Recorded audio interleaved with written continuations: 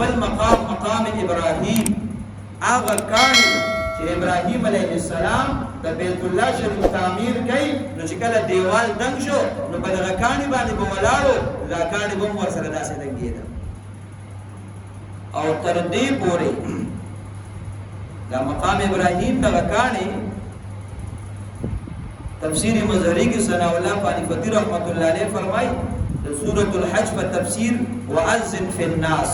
دغه آیت مبارکه په تفسیر کې چې دا کاڼي نو دا مقام ابراهیم والا دا کاڼي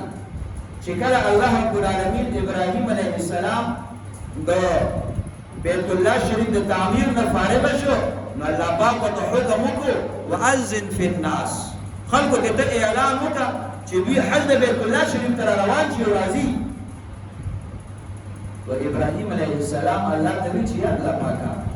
نو زما اواز خو د مکې مکرمې نمبر نوځي زما اواز په ډېر سلو دی دا به د تمام دنیا او تمام انسانانو ته څنګه رسیږي نو الله رب العالمین د ابراهیم علیه السلام په دغه خبره باندې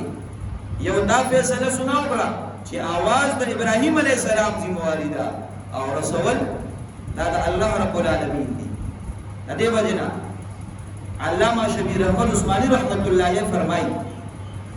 چې کله ابراهیم علیه السلام اعلان وکړ او ټول انسانانو له دعوت ورکړه چې حج د بیت الله شریف ته راځي نو الله پاک هغه موجوده انسانان نو چې په دنیا کې وو بلکې چې کوم انسانان هغه پر رحم کې دي کوم په عالم ارواح کې دي ټول ته الله پاک دغه اعلان ورسو او الله پاک قادر چې دغه اعلان د هر یو بنده هغه دنیا ته راغلی دی او کنه دی راغلی فیصله شوی دا پیغام ورسېده او فرمای چې ابراهیم علیه السلام په دغه کاڼي باندې ولاړو او دا الله پاک دومره دنګ یو تفسیر پکې دا دی یو قول پکې دا دی چې ابراهیم علیه السلام په دغه کاڼي باندې ولاړو او دا الله دومره دنګ د غر نه واړو او بیا ابراهیم علیه السلام आवाज وکړو خلک حج د بیت الله شریف ته ورغله نو بیت الله شریف سره نږدې یو مقام ابراهیم دی مقام ابراهیم چې الله رب العالمین فرمایي چې واتخذوا